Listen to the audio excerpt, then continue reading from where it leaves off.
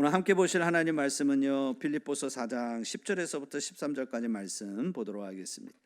빌립보서 4장 10절에서부터 13절 말씀 교독을 하도록 하겠습니다. 제가 한 절 읽고 여러분들이 한 절 읽고 나누어서 교독을 하도록 하겠습니다. 제가 먼저 한 절 읽겠습니다. 내가 주 안에서 크게 기뻐함은 너희가 나를 생각하던 것이 이제 다시 싹이 나미니 너희가 또한 이를 위하여 생각은 하였으나 기회가 없었느니라.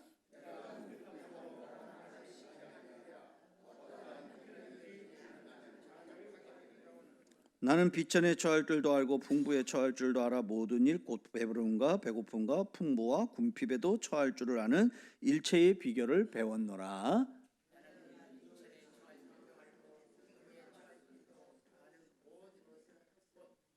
이거 잘못되어 있네. 13절이 지금 12절로 반복이 되어 있네요. 자, 13절 말씀 같이 읽어봅시다. 시작. 내게 능력 주시는 자 안에서 내가 모든 것을 할 수 있느니라. 아멘. 이거 고쳐주세요. 13절 말씀이 바뀌었네요. 할렐루야. 오늘은 여러분들하고 예수로 풍성한 삶 두 번째, 오늘 우리가 같이 좀 말씀을 좀 생각해 보려고 합니다. 여러분, 우리 인생에서 인생을 사는 사람들 중에 나는 풍성한 삶 사는 거 싫어요, 목사님. 나는 그냥 가난하게, 궁핍하게, 빈곤하게 사는 게 좋아요. 그거 많아봐야 뭐예요? 머리만 아프지. 그런 분이 있나요? 없죠? 다 풍성한 삶을 살기를 원할 거예요. 그렇죠? 근데 우리가 풍성한 삶을 살기를 다 원하는데 원하기만 하면 어떡해요? 그렇죠? 그 비결을 알아야지. 어떻게 그렇게 살 수 있지? 그거 기왕이면 나도 좀 그거 알아서 나도 좀 기왕이면 풍성한 삶을 좀 살았으면 좋겠다. 그렇죠? 오늘 우리가 오늘 성경을 통해서 우리가 좀 같이 우리가 좀 생각해 보려고 하는데, 지난주에는 풍성한 삶을 사는 데 있어서 우리가 꼭 있어야 될 거는 뭐냐면 내 마음 안에 평안이 있어야 된다. 그 얘기를 했어요. 왜? 우리 마음이 평안하지 않으면요, 아무리 많은 것을 쌓아놓고 있어도 우리가 풍성함을 내가 깨닫지도 못하고 누리지도 못해요. 내 마음이 불편하면. 그렇죠? 그래서 우리 마음 안에 평안을 깨는 것 두 가지가 있다고 그랬어요. 하나는 뭐냐면 갈등의 관계. 그렇죠? 우리가 관계가 막 어려운 그런 관계 속에 있으면 그 사람은요, 절대로 풍성한 삶을 살지 못해요. 돈이 많이 있어도 전혀 자기 마음이 풍요롭지 못해요. 그래서 우리 마음 그 평안을 깨트리는, 풍성함을 누리게 하는 그 평안을 깨트리는 것이 바로 뭐냐면 갈등, 관계의 어려움. 그렇죠? 그래서 그걸 우리가 해결하려면 어떻게 해야 되냐면 성경에 보니까 뭐라면 관용을 보여라, 용납하라, 용서해라. 그렇죠? 아무리 죽을 죄를 지은 사람이라고 하더라도 용서하라는 거예요. 그럴 때 우리 마음 안에 갈등의 관계가 풀어질 수 있고, 그리고 마음의 평안을 유지할 수 있다. 그거 말씀드렸어요. 두 번째는 뭐였냐면요, 우리가 평안을 깨는 거, 우리 마음의 평안을 깨는 게 뭐냐면요, 그건 염려. 그렇죠? 자녀가 아파서 염려, 부모가 편찮아서 염려, 돈이 없어서 염려, 취업이 안 돼서 염려. 이런 염려들이 우리 안에 딱 지배하고 있으면, 그러면 우리가 어떻게 되냐면 평안한 삶을 살지 못하고, 평안하지 못하면 우리가 예수 안에서 풍성한 삶을 절대로 살 수 없는 거예요. 그래서 성경에 보니까 너희들아 염려 대신에 뭐 하라 그러냐면 기도와 간구로 너희 구할 것을 하나님 앞에 기도하라고, 감사함으로 아뢰라고 그랬어요. 그렇죠? 여러분, 염려는 우리가 처한 상황을 바꿀 수 있습니까? 없습니까? 없어요. 염려는요, 우리 상황을 어떻게 하냐면 바꾸는 게 아니라, 변화시키는 게 아니라 우리의 상황을 더 어렵게 만들어가요. 그런데 기도는 우리의 상황, 형편, 그거 바꿀 수 있어요? 없어요? 바꿀 수 있어요. 기도에는 그런 능력이 있단 말이에요. 그래서 여러분들이 염려하는 일이 있으면 염려하지 말고 뭐 하라고요? 기도하라고요. 할렐루야. 할렐루야. 자녀가 아파, 자녀가 많이 아파. 그러면 염려가 오는 게 자연스러운 거야. 그런데 그걸 자연스러운 마음을 그대로 풀어드리면 안 돼. 그러면 어떻게 하냐? 어떻게 되냐? 염려는 밀어내고, 그리고 하나님 앞에 기도하고 간구하고 감사함으로 아뢰면서 나아갈 때, 그때 그 하나님이 그 기도를 들으시고 우리의 처한 형편을, 환경을 우리 하나님께서 바꿔주시는 은혜를 우리에게 베풀어 주신다. 여러분 그것을 믿으시기를 주님의 이름으로 축원합니다. 그렇죠? 그래서 평안. 오늘은 예수로 풍성한 삶을 사는 비결 뭐냐면 그건 뭐냐면 따라해 봅시다. 자족.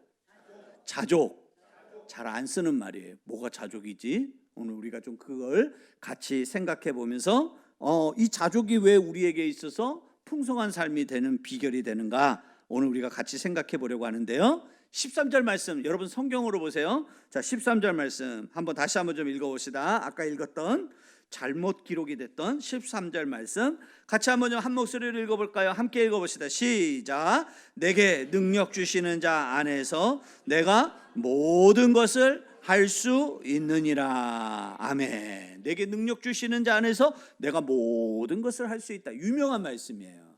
유명한 말씀인데 이 말씀을 잘못 오용하는 사람들이 있어요.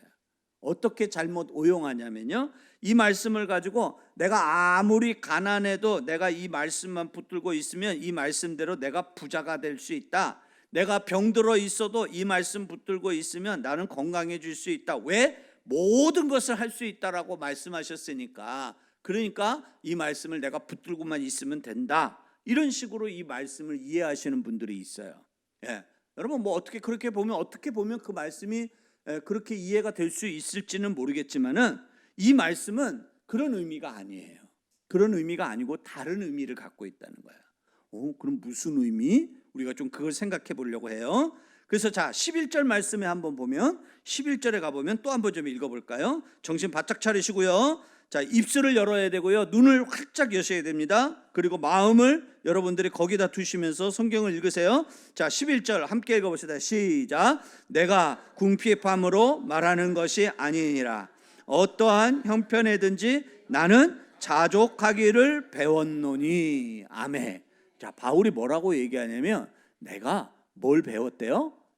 자족하는 법을 배웠대. 오늘 우리가 생각해보는 자족이라는 말이거든요. 근데 바울이 지금 그걸 자기가 배웠다라고 오늘 얘기를 하고 있어요. 자기 삶에서 자기가 자족하는 법을 배웠다라고 얘기하는데 이게 왜 중요하냐면요, 자족을 알면요, 내가 자족할 줄 알면 그러면 우리가 얻으면 풍성한 삶을 우리가 살 수 있어요. 근데 내가 이 자족이 뭔지, 자족하는 법을 내가 알지 못하면요, 우리는 절대로 풍성한 삶을 우리가 살지 못하고 불행한 삶을 살게 되는 거예요. 그래서 여러분 아까도 제가 얘기했지만 내가 가지고 있으면서도 내가 누리고 있으면서도 이 자족이 뭔지를 알지 못하고 그걸 깨닫지 못하면요, 가지고 있고 누리면서 살면서도 뭐라고 얘기를 하냐면 자기 인생이 불행하다고. 인생 그리고 한탄하고 원망하는 삶을 살아요. 여러분 우리 주위에 그런 사람 많아요. 그런데 어떤 사람은 가진 건 진짜 아무것도 없어.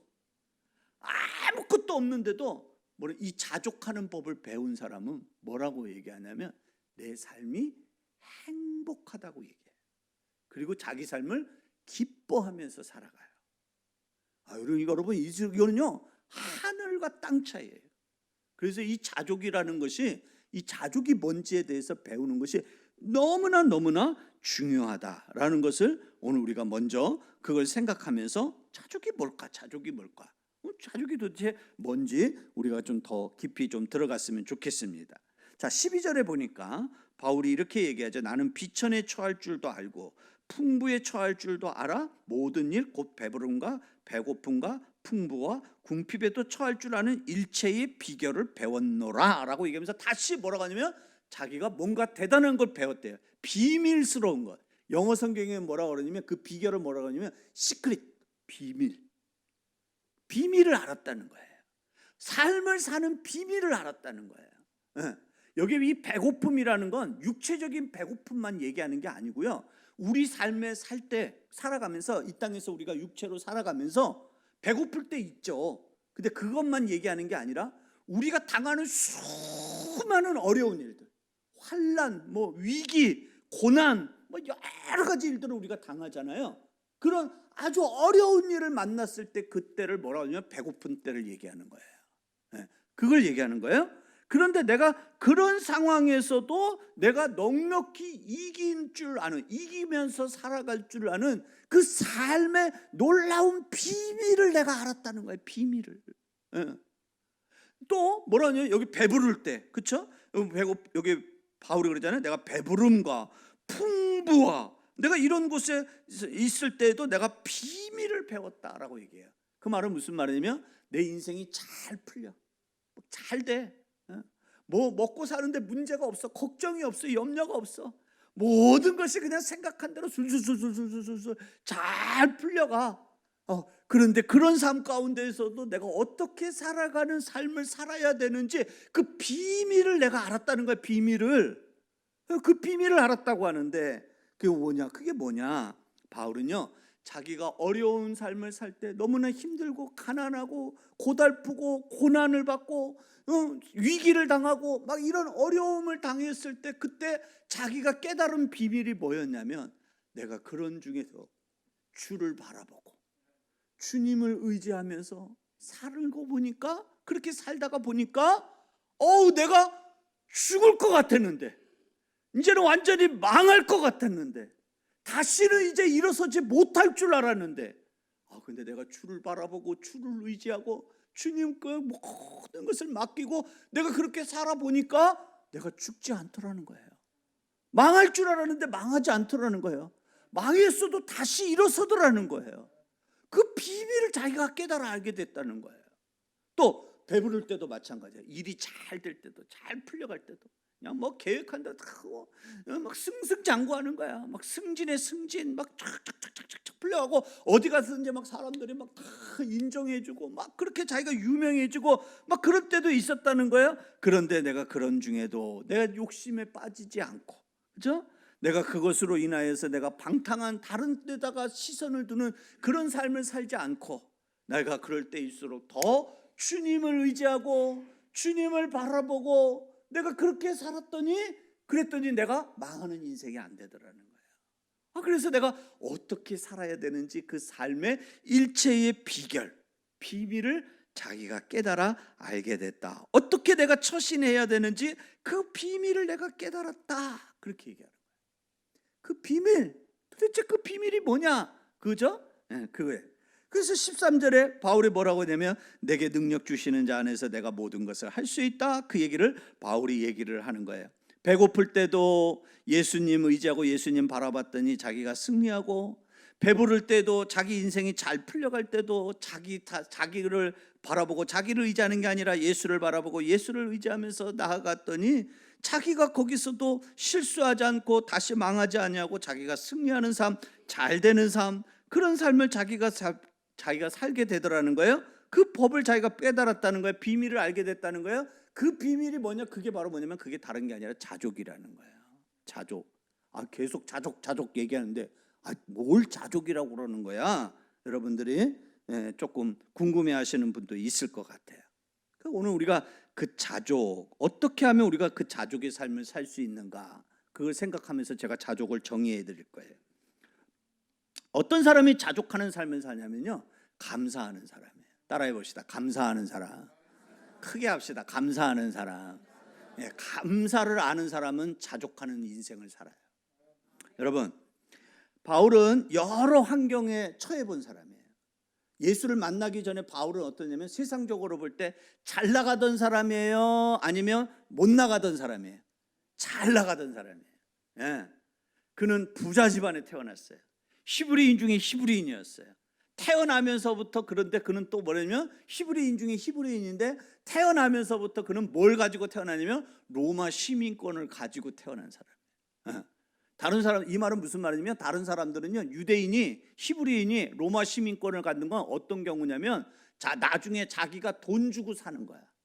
로마에다가 돈을 많이 갖다 바치고 그리고서 시민권을 받는 거야. 근데 바울은 어떠냐면 집안이 얼마나 대단한 집안이면 태어날 때서부터 그는 로마 시민권을 가지고 태어났어요. 그리고 바리새인이었어요. 그리고 유대인 중에서 최고로 공부를 할 수 있는 최고의 학교에서 거기서 스승 밑에서 공부를 했던 사람이에요. 그러니까 그 말은 무슨 말이냐면 바울은 가만히 있으면 유대교에 지도자가 되는 사람이야. 엘리트 코스를 밟는 사람이야. 물질로도 전혀 부족함이 없는 사람. 지위, 명예, 어떤 것으로도 명성으로도 어떤 것으로도 그는 전혀 부족함이 없는 사람이에요. 잘 풀리는 인생이에요. 그런데 그런 바울이 누굴 만나냐면 예수님 만나죠. 예수님 만나고 나니까 자기가 이전에 가지고 있던 게 다 필요가 없어. 그래서 뭐라고 해요? 나는 이걸 모든 것을 배설물로 여긴다 그러면서 다 버려. 그리고 바울이 어떤 삶을 사냐면요, 전혀 정반대의 삶을 사는 거야. 가난하고 궁핍한 삶을 사는 거야. 그렇죠? 배고픔과 또 자기 생명의 위기를 닦는 그런 일들을 수없이 바울이 경험을 하는 거야. 온갖 고초를 다 겪었어요. 그래서 바울은 이렇게 잘 될 때도 있었고 못 될 때도 있었고 아주 그냥 부유하게 살 때도 있고 찢어지게 가난하게 살 때도 있고 그렇게 살았어요. 그런데 그 삶을 다 살아본 그가 고백을 하기를 뭐라고 얘기하냐면, 바울이 말하기를 뭐냐면, 나는 이제 어떤 환경에서도 자족할 수 있는 비결을 터득했다. 그렇게 얘기를 하는 거야. 그러니까 이 말은 무슨 말이냐면, 어떤 상황에서도 나는 감사하는 삶을 내가 살게 되었다라고 얘기해요. 그 자족하는 삶은, 어떤 사람이 자족하는 삶을 사냐면 감사할 줄 아는 사람. 감사를 모르는 사람은 절대로 자족할 줄 몰라. 날씨가 흐리면 흐려서 감사, 날씨가 좋으면 좋아서 감사, 날씨가 더우면 더워서 감사, 추우면 추워서 감사. 항상 뭐냐면 모든 것에 항상 감사할 줄 아는 사람. 그런 사람이 바로 뭐냐면 자족하는 삶을 살게 돼 있다는 거예요. 여러분 어떻게 우리가 항상 감사할 수 있어요? 오늘도 날씨가 많이 떨어졌잖아요. 추웠잖아요. 저도 아침에 새벽에 교회 갔다 오는데 너무 싸늘한 거야. 그래가지고 춥다 그러면서 그냥 얼른 히터부터 먼저 틀고 빨리 좀 따뜻한 바람이 나왔으면 좋겠다 그러면서 이게 감사가 잘 안 돼. 또 어떻게 우리가 항상 감사할 수 있어요? 여러분 그게 거의 힘들어요. 우리는 왜 그러냐면, 우리는요 본질상 죄인이기 때문에, 죄인으로 태어났기 때문에요, 우리는요 절대로 항상 감사 이게 되지가 않아. 먼저 항상 뭐냐면 불평부터 먼저 쏟아붓고 얘기해. 항상 원망부터 먼저 얘기하고 그 다음에 뒤늦게 깨닫고서 감사 이렇게 얘기하지, 이게 감사가 잘 안 돼요. 우리 원래가 그래요. 타락한 사람이기 때문에. 그래서 우리가 그런 거예요. 그래서 항상 뭐냐면 남 탓. 잘 되면 자기 탓, 안 되면 남 탓. 이거 뭐 가정에서도 잘 되면 나 때문에 잘 된 거고 안 되면 남편 때문에 안 된 거고. 그렇죠? 항상 사람은 그렇게 생각을 하는 거예요. 근데 이런 것들을 우리가 극복하려면, 우리가 감사하는 삶을 살려면 방법은 다른 것 없다는 거예요. 내 안에서는 절대로 그게 이루어지지 않는다는 거예요. 그럼 누구 안에서 이루어지냐? 오직 그리스도 안에서만, 예수 안에서만이 이게 가능하다는 거예요. 이걸 우리가 분명하게 알아야 돼요. 제가요 예전에 한번 그런 얘기 했는데, 저희 모교회, 저희가 다녔던 모교회에 어떤 권사님 한 분이 있어요. 이 권사님은 진짜 말 그대로 찢어지게 가난하게 사시는 권사님이에요. 정말 찢어지게 가난한. 왜 찢어지게 가난하냐? 전셋집인지 사골세방인지 나는 그건 잘 모르겠어요. 제가 뭐 그 가정 형편까지 내가 알 수는 없는데, 이 권사님이 손주 3명을 아마 이 권사님이 키웠어요. 어려서부터 수년을. 근데 왜 권사님이 그 손주를 키웠느냐? 아들 내외가, 자기 아들 자식이거든요. 아들 내외가 자기 그 주변에 있는 이웃 사람, 자기가 알고 있는 모든 사람들에게 돈을 다 빌렸어. 얼마 좀 빌려줘, 내가 갚을게. 얼마 좀 빌려줘. 여기저기서 막 돈을 다 빌려가. 그리고 돈을 한 방에 딱 모아갖고 걸어가지고 자기 자식, 어머니 다 버려두고 이 두 내외가 야반도주를 해버린 거야. 뭘 아무것도 남겨놓지도 않고 지들만 산다고 그러고 야반도주를 한 거야. 그래 이 권사님은 혼자서 이제 나이도 많으시고 몸도 건강하신 분이 아닌데 진짜 완전 연로하신 분이거든요. 그 손주들을 가르치고 걔들을 키워야 되는 거야. 근데 이 권사님은 항상 되면 늘 자기 삶에 대해서 원망하고 한탄하고 말하기보다도 항상 감사. 얼마나 어려웠던지 어디 가서 일을 할 수 있는 그런 체력도 안 되시는 거야. 그래서 교회에서 목사님이 저 교회 와가지고 주방에 와서 좀 일을 좀 거들게 하고 그리고 주방에서 일하면 거기서 이제 일하면 이렇게 뭐 쌀도 성미로 들여진 쌀도 좀 가다가 퍼다가 좀 먹을 수 있게 해주고, 그다음에 뭐 반찬 남은 거 가지고 가서 먹을 수 있게 하고, 그리고 이제 얼마 안 되는 품삯을 이렇게 해서 계산을 해서 그걸 가지고 좀 생활비에 좀 이렇게 보태서 쓰게 하고. 물론 뭐 국가에서 이렇게 조금 어려운 중에 있는 사람들을 이렇게 그런 사람들 좀 하는 도와주는 제도가 있지만, 지금처럼 무슨 뭐 기초수급 뭐 차상위 뭐 이런 게 없었던 시대거든요. 그러니까 이런 게 아주 그냥 뭐 주먹구구식으로 진행되는, 집행이 되는 그런 행정 시스템에 있었던 그런 시대여가지고 이건 사실 너무너무 어려운 거예요. 그런데 이제 성도들이 조금씩 그 형편을 아는 분들이 와가지고 이렇게 조금씩 도와주는, 그런 걸 가지고 진짜 다른 사람들이 도와주는 그 돕는 손길로 하루하루를 살아가시는 권사님. 빚쟁이들이 맨날 찾아오겠죠. 야, 네 아들 어디 있어? 연락처 내놔. 넌 알고 있지?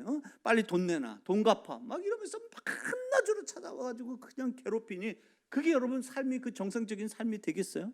정상적인 삶이 안 되는 거예요. 저 같으면 아마 그냥 미쳐 돌아버릴 것 같아. 그런데 그 권사님은 항상 뭐냐면 감사. 하나님 은혜로 오늘도 삽니다. 하나님 은혜로 오늘도 삽니다. 그러면서 그 손주들을 꿋꿋이 지켜가면서 가정을 꾸려가는 그 권사님. 여러분, 우리 같으면 그냥, 저 같으면요, 아니 우리 같으면이 아니라 죄송합니다, 저 같으면요 그냥 막 해버릴 것 같았어. 근데 이분은 항상 뭐냐면 자기의 그 처한 형편과 환경을 원망하고 그걸 한탄을 쏟아붓는 것이 아니라 항상 뭐냐면 하나님 앞에 감사. 제가 은혜로 삽니다. 그러면서 고백하면서 나가는. 이 권사님은 뭐냐면 자기 삶을 자족할 줄 아는 거야. 지금 내가 이 처해 있는 이 형편을 보고 그걸 가지고 원망하고 불평하면 자족하지 못하죠. 근데 자기의 그 처한 형편 속에서도 감사하니까 자기 삶을 어떻게 해요? 자족할 줄 알더라. 그래서 누구보다도 풍요로운 삶을 사는 거야. 물론 돈은 없어요. 물질로는 가난해요. 그래서 불편하게 살아요. 그런데 하나님께 늘 감사하니까 그 권사님이 삶이 절대로 자기 인생이 불행하다고 말하거나 자기가 정말 원망스럽다라고 말하지 않고 그렇게 살아가니까 그 권사님의 삶이 어떤 삶이냐면 풍성한 삶으로 보이더라는 거예요. 여러분, 오늘 이 서신서를 쓸 때 바울 보세요. 바울이 뭐냐면, 바울은 어떤 상황에 놓여져 있었냐면, 이 빌립보서를 쓸 때 바울은 어디에 있었냐면 감옥 안에 있었어. 감옥 안에 있는데, 감옥 안에 있는 자기가 뭐라고 얘기하냐면, 내가 능력 주시는 자 안에서 내가 모든 것을 할 수 있다라고 얘기를 해. 아니, 그럼 감옥 안에 있으면은 그 모든 것을 할 수 있다고 그러면은, 그러면 감옥에서 빨리 나와야지. 감옥 안에서 안 나오거든. 그럼 도대체 바울의 말이 앞뒤가 안 맞잖아요. 도대체 이런 환경에 처해져 있으면서 감옥 안에 있으면서 그러면서 내가 모든 것을 할 수 있다는 이 말이 도대체 말이 안 맞는 말이란 말이에요. 그런데 바울이 오늘 이 말을 하는 것은 바로 뭐냐면, 거기 보니까 내게 능력 주시는 자 안에서, 13절에 그렇게 얘기하고 있죠. 내게 능력 주시는 자 안에서. 그 말은 무슨 말이에요? 내게 능력 주시는 자가 누구예요? 예수님이에요. 예수님 안에서, 예수 안에서. 내가 지금 감옥 안에 있지만 나는 예수 안에 있기 때문에 내가 이 안에서도 나는 얼마든지 감사할 수 있다. 얼마든지 나는 자족할 수 있다. 그 얘기하는 거야. 나는 그래서 내 삶이 절대로 불행하다고 얘기하지 않는다. 너 예수 믿고 예수 자랑하고 예수 전하더니 꼴이 그게 뭐냐? 감옥에 갇혀있는 죄수네? 이렇게 이야기하고 사람들이 막 손가락질할지 모르지만, 그러나 나는 내가 지금 이 감옥 안에 있지만은 나는 그러나 그 안에서도 나는 얼마든지 자유한 자다. 얼마든지 내가 자유로운 자다. 모든 것을 할 수 있다. 그러면서 바울은 뭐라고 했냐면 자기의 그 처한 것에 대해서 뭐라면 감사하는 거예요. 감사.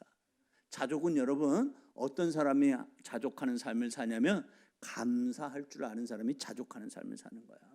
감사를 잃어버린 사람은 절대로 자족할 줄 몰라요. 만족할 줄 몰라요. 왜? 자족이라는 말이 무슨 말이냐면요. 하나님께서 나에게 주신 것이, 그것이 어떤 것은 뭐 돈일 수도 있고 물질일 수도 있고 달란트일 수도 있고 뭐 여러 가지가 있을 수 있어요. 그런데 그것이 하나님이 나에게 주신 것이, 그것이 크든지 작든지 간에 어떤 것이든지 간에 하나님이 주신 것에 대해서 만족하고 그것을 인정할 줄 아는 거예요. 그게 바로 자족이에요. 따라해 봅시다. 하나님이 나에게 주신 것에 대하여 만족하고 인정하는 것. 그게 뭐라고요? 그게 자족이에요. 많아서 감사가 아니고 적어서 없어서 불평이 아니고 하나님이 많든 적든 하나님이 나에게 주신 것에 대해서 인정하고 그것에 대해서 감사할 줄 아는 사람. 그게 바로 뭐냐면 그게 자족이에요. 그래서 이 자족하는 삶을 살려면요, 필연적으로 따라오는 게 뭐냐면 순종의 사람이 돼야 돼요. 순종의 사람이 안 되면 절대로 우리가 자족하는 삶을 살 수가 없어요. 너는 여기까지야. 너는 요만큼이야. 하나님 말씀해 주시는데, 아니 왜 하나님, 왜 나는 여기까지예요? 왜 저 사람은 저기까지 가는데 왜 나는 여기까지만이에요? 너는 요만큼이야. 하나님, 나는 왜 요만큼이에요? 저 사람은 저만큼 가졌는데 왜 나는 요만큼이에요? 나 인정할 수 없어요. 나 순종할 수 없어요. 그런 사람은 절대로 자족하는 삶을 살지 못하는 거예요. 여러분, 대표적인 사람이 누구냐면, 제가 생각나는 사람 누구냐면 모세예요. 모세는 여러분이 잘 아시는 대로 인생 전반부는 자기가 계획한 대로 자기 생각대로 살아온 삶을 살다가 인생 후반전에 뒤늦게 그는 하나님 앞에 붙들림을 받았어요. 나이 80에 하나님으로부터 소명을 받았죠. 근데 그때 모세가 자기가 원했어요? 원하지 않았어요. 자기는 절대로 원하지 않았어요. 내 나이가 80인데 무슨 이 나이에 내가 뭘 해? 나는 안 돼, 할 수 없어. 내가 무슨 말주변이 있어. 내가 무슨 뭘 가지고 있어. 아무것도 가지고 없는 무명의 사람인데 내가 도대체 뭘 한다고 나를 지금 어디를 가라고? 누굴 데리고 나오라고? 말도 안 되는 소리. 그래서 하나님 앞에 하나님이 가라 하는데 못 가요 하고 하나님 앞에 버티고 버텼던 사람이 누구냐면 모세예요. 근데 하나님이 그를 부르셨잖아요. 그리고 하나님이 쓰시잖아요. 40년 동안 쓰시는 거예요. 40년 동안 모세가 한 일이 뭐였냐면 이스라엘 백성들을 애굽에서 나오게 해가지고 그 이스라엘 백성들을 어디로 데려가냐면 가나안 땅 들어가게 하는 거예요. 그 일을 몇 년을 했냐면 40년을 했어요. 광야에서 고생이라는 고생은 진창했어. 왕창했어. 백성들의 온갖 원망 불평 소리 다 들으면서, 그러면서도 하나님이 하시고자 하는 그 일을 쫓아서, 그래서 그 백성들을 이끌고 광야길을 헤치고 나와서, 그래서 이제 가나안 땅 들어가기 일보 직전 가까이 왔거든요. 가까이 왔는데 하나님이 모세에게 뭐라고 얘기해요? 모세야, 넌 따라해 봅시다. 여기까지. 따라해 봅시다. 여기까지. 모세 입장에서 화가 날까 안 날까요? 저 같으면 화가 날 것 같아요. 여기까지요? 가나안 간다며요. 가나안이 여기서 천리길이에요. 하나님 코앞이잖아요. 하나님 보여줬거든. 모세를 올라가 산꼭대기에 들어가가지고 데리고 가가지고 가나안 땅 다 보여줬는데 보니까 가나안 땅이 어디냐면 바로 코앞에 있는 거야. 아니 40년 동안 써먹을 때는 언제고, 진짜 고생 온갖 고생 다 해갖고 내가 여기까지 왔는데, 그런데 나만 쏠랑 빼놓고 나는 못 들어간다고? 나는 여기까지라고? 우리가 인간적으로 생각하면 순종하기 어려워요. 근데 모세는 어떻게 했어요? 그 하나님이 넌 여기까지다 라고 말하였을 때 인간적으로 생각하면 그도 역시 사람인지라 섭섭했을 거예요. 그런데 모세는 그 하나님이 그어놓은 선에 순종했어요. 자족의 마음이 없으면, 그래 난 여기까지 쓰임받는 거야, 내 역할은 여기까지야, 그 자족의 마음이 없으면 절대로 순종할 수 없는 겁니다. 그래서 자족하는 삶을 사는 사람은 어떤 사람이냐면 하나님께 순종할 줄 아는 사람만이 자족하는 사람이에요. 순종할 줄 모르는 사람은 왜 나는 안 되는데, 왜 나는 그만큼 못하는데, 왜 나는 그거 안 되는데, 그러면서 하나님 앞에 대들고 자기에게 주어진 것에 대해서 인정하고 감사할 줄 모르는 그런 불행한 인생을 살고 마는 거예요. 그래서 내가 정말 자족하는 삶을 살려면 내가 어떤 사람이 되어야 되냐면, 따라해 봅시다. 순종하는 사람. 믿으시면 아멘.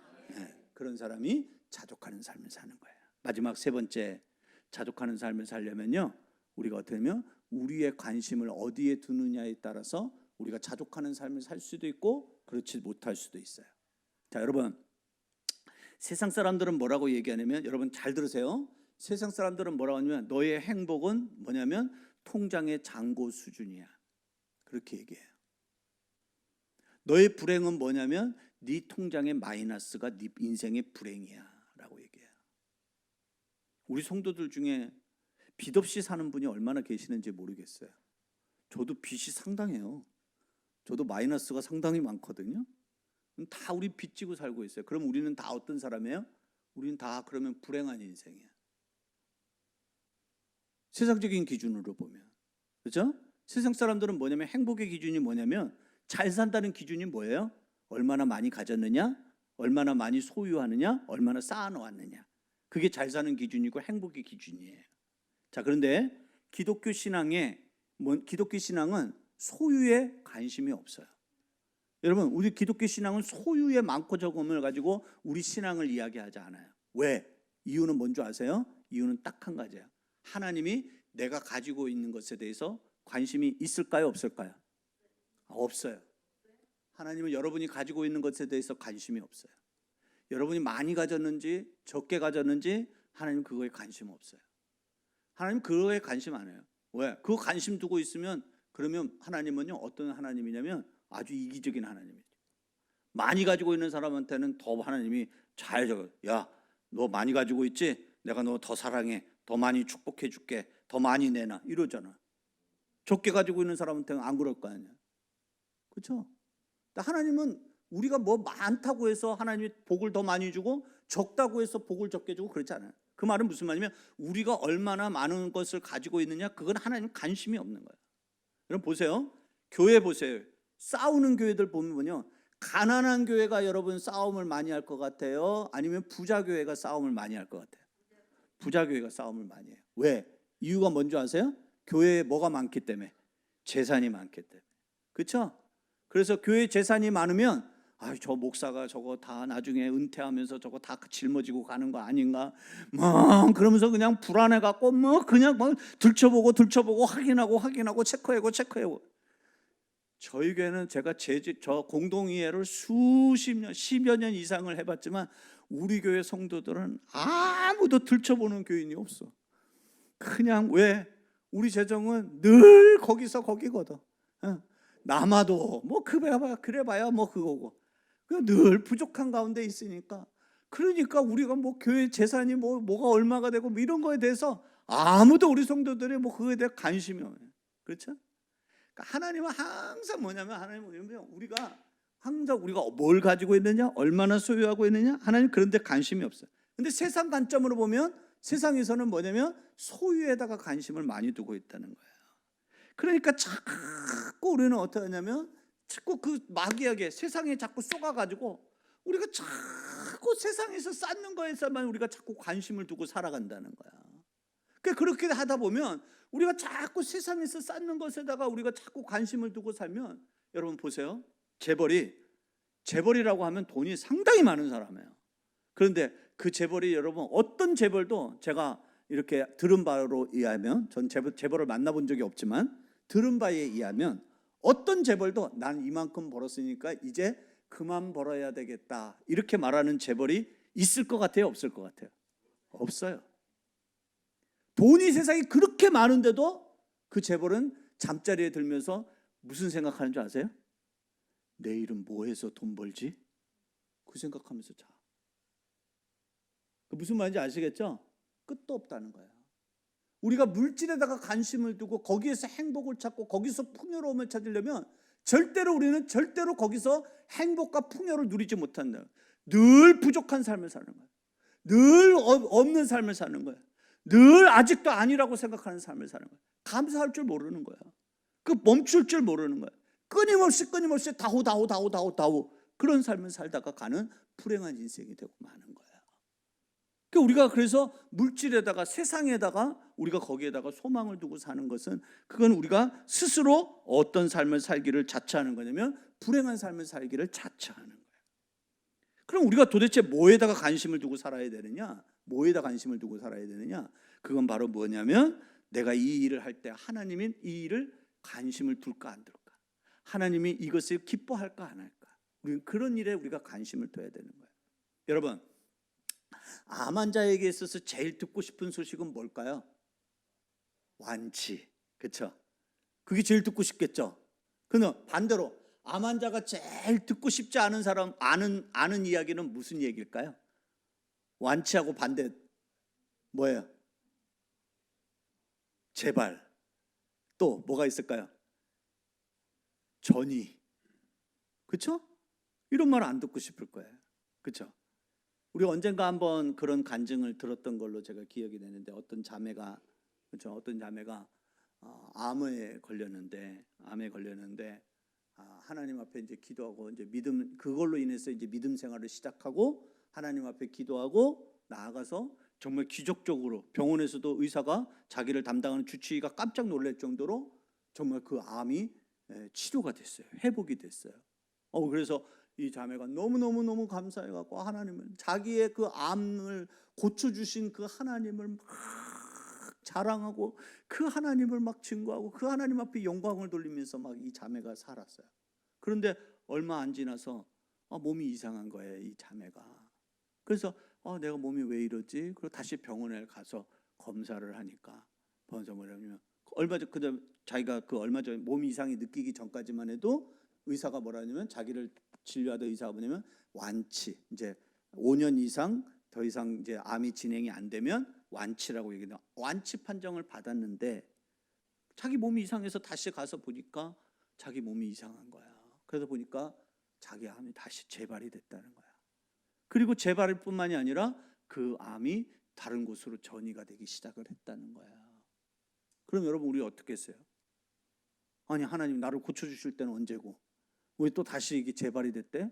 하나님 왜 또 다른 곳에 전이가 됐대? 왜 상황을 더 나쁘게 했대? 내가 뭐 다른 거 했어? 나는 나를 고쳐주신 하나님, 내 암을 고쳐주신 그 예수님 자랑하고 그 예수님 기뻐하고 그 예수님 증거하면서 살았는데 왜 내가 다시 암이 생기는 거야? 왜 다시 암이 전이가 되는 거야? 왜 이러는 거야? 막 원망하고 불평할 수 있잖아요. 근데 이 자매가 원망하고 불평을 하지 않아.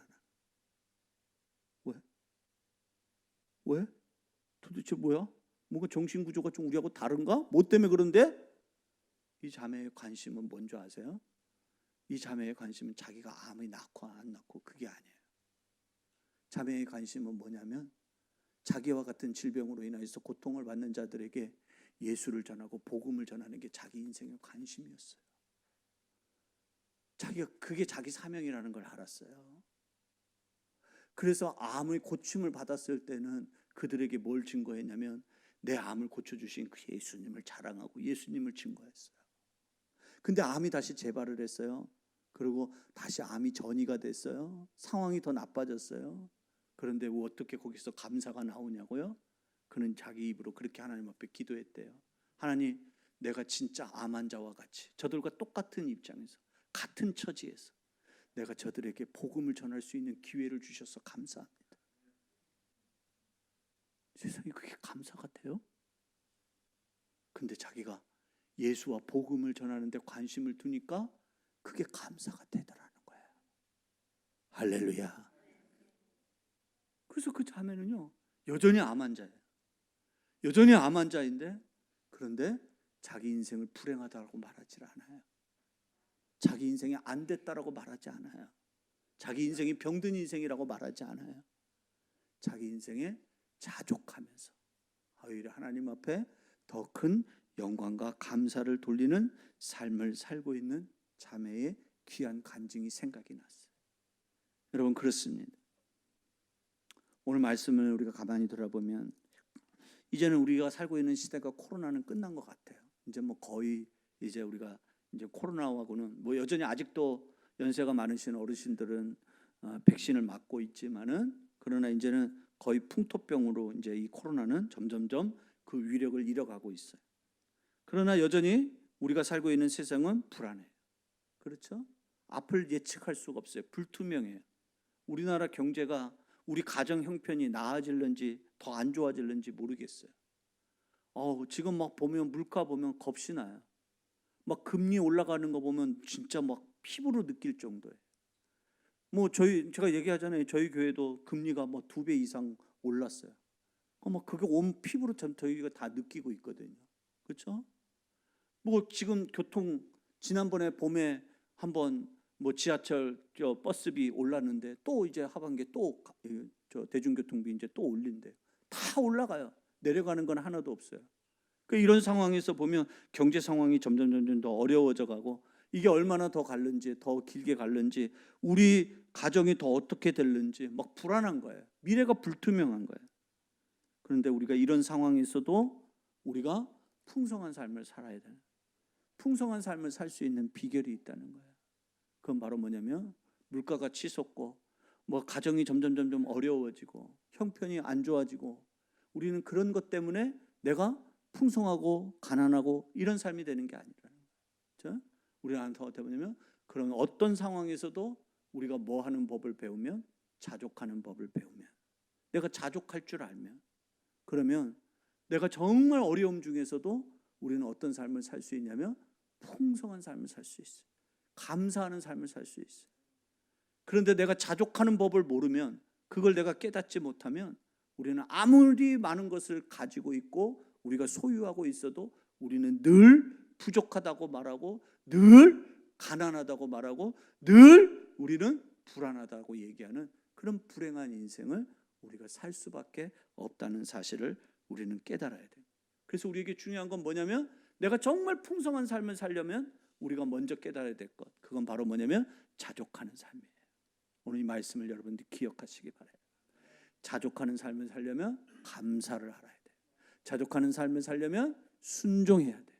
자족하는 삶을 살려면요, 내가 어디에다 관심을 두고 사는가, 나를 돌아봐야 돼요.